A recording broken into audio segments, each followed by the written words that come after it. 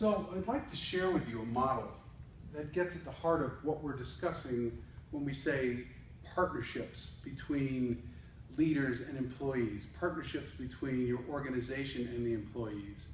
Why are partnerships important and how do they come to pass? Well, here's the model.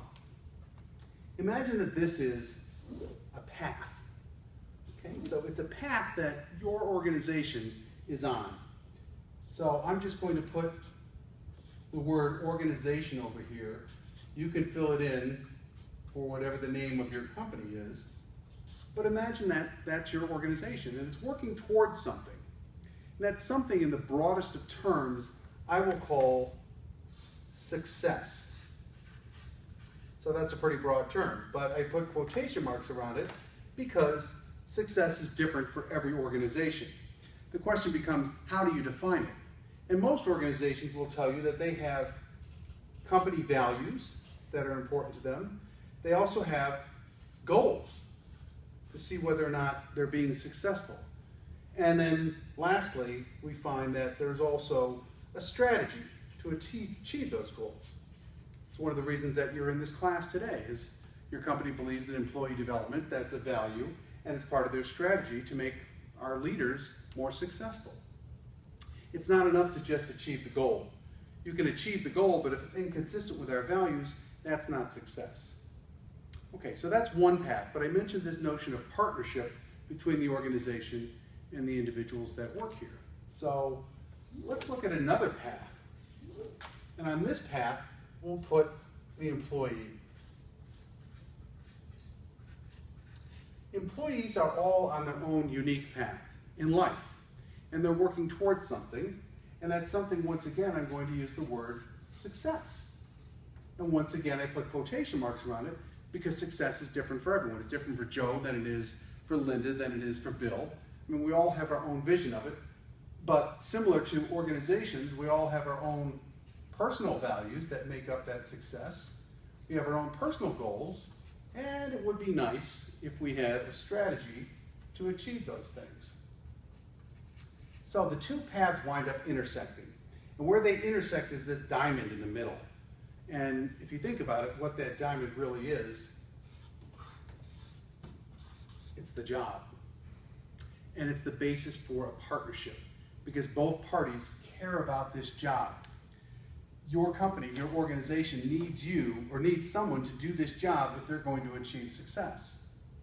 Individuals come to work here because they need to have a job if they're going to achieve success. So I think it's important. Partnerships are about give and take. You give and you get something back. If you do all the giving, usually you walk away from the partnership if you're not getting anything back. So let's look at what each partner wants out of this partnership. And we'll start over here on the organization side. What would you say, in one word, your company wants to get out of the people that do this job as it works towards success? Okay, they want performance. Okay, what kind of performance? Performance that's consistent with success, yeah. Yeah, they want results, but what kind of results? Yeah, results that are consistent with success. So you see people sometimes that come in and they work hard, but their results aren't really what we were looking for. So it's not just hard work or energy. We're looking for people that can, if you'll permit me, here's a word.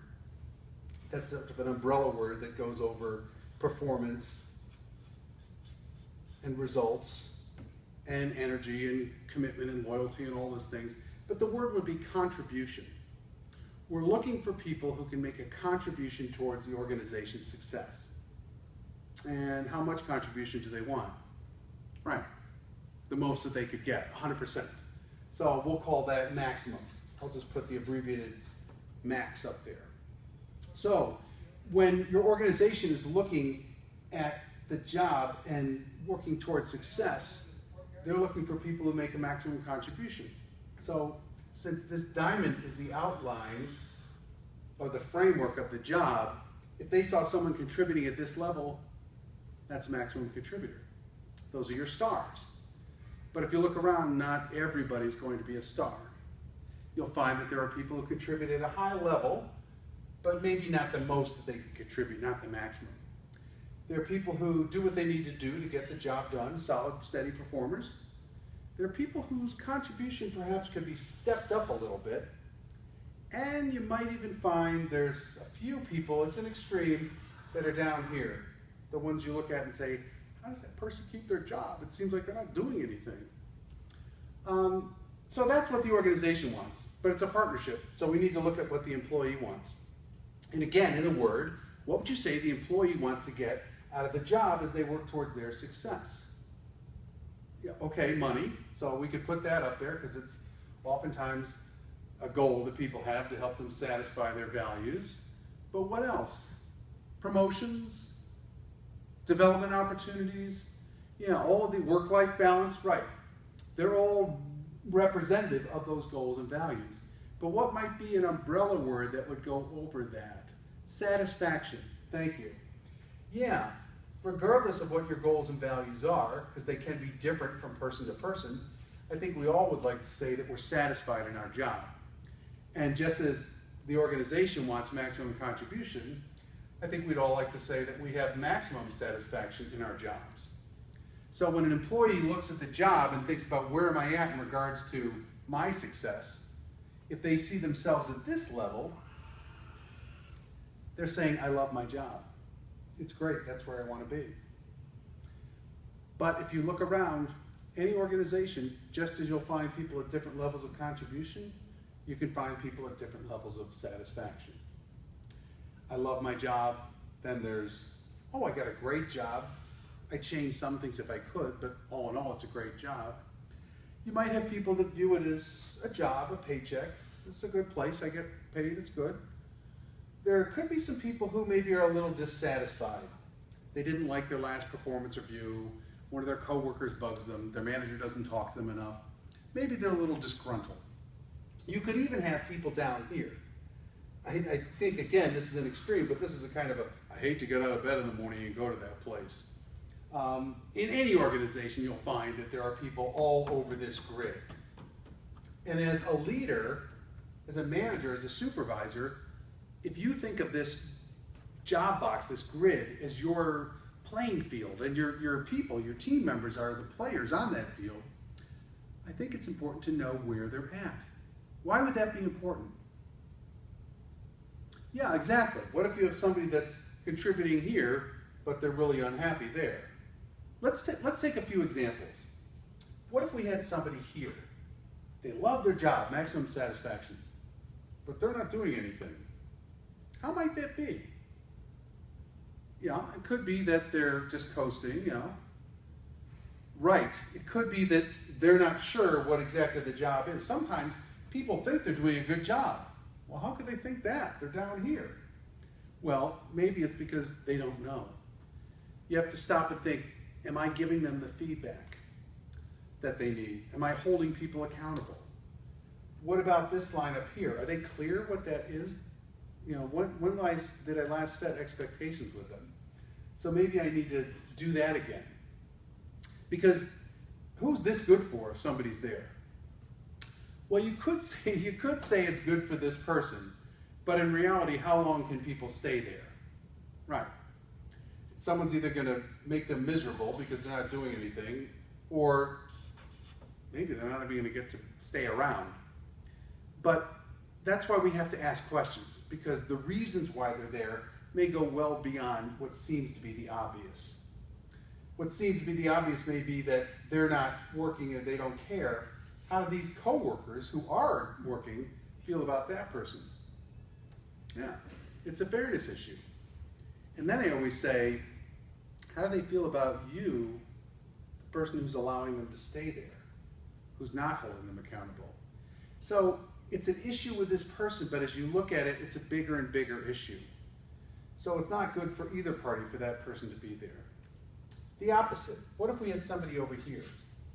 They're giving 110% maximum contribution, but they're completely miserable. How could that be? And what would you do if you knew you had someone there? What are the consequences of not doing anything? You know, yeah, they could wind up quitting, and that was the top employee. We don't want that to happen. They could also quit and stay. meaning they just burn out and their performance drops. And the bad news about that is we are losing a top performer, but they often take prisoners. They affect the people around and the morale in the organization. Boy, if Charlie couldn't be rewarded for that, you know, what's the point in this? And then it's a matter of time before they get down here and they leave or they're asked to leave. So if you could wave a magic marker or a magic wand, where would you ideally like to plot people on this grid? Yeah, right up here at the apex or the top of the diamond. It's somebody who's giving 110% maximum contribution and somebody who's really happy they love their job. We call those employees who are engaged. Engaged is beyond just being happy, it's also about making a difference and contributing. And we think most people, to be maximum satisfied, have to feel that sense of contribution, to feel that they make a difference and get recognized for it. So the two very much go hand in hand. How do we get people there? If this is where the ideal would be? Well, I think we have to clearly understand and make sure the employee understands what success looks like. So how clearly are we communicating organizational values, goals, and what our strategy is and what their role is within it? I think we also have to stop and ask questions, because oftentimes we don't know what the employees' values, goals, and their strategy for getting there, where they see themselves in a year or 2 years, what they're interested in doing for their development. So that means asking questions, talking to them, learning more so that we can get clear about what's important to them. When we do that, that's really going to open the lines of communication, which is what has to happen. We have to have clarity about maximum contribution, maximum satisfaction, what the goals are for you and the organization, what the goals are for the employee. And then the second thing is, of course, we do that by communicating with people. Now, I said employee organization. In truth, who represents the organization to the employee?